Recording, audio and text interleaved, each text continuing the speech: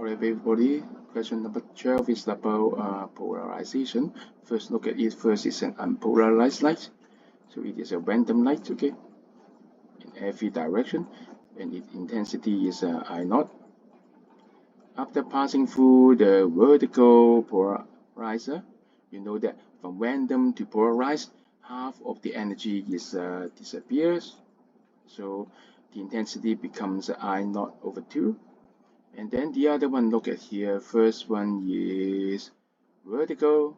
Second one is also vertical. So you do it again. But with vertically polarized light passing through a vertical polarizer, so low effect. Okay.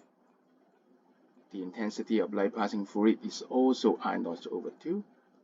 So the answer is B. Thank you.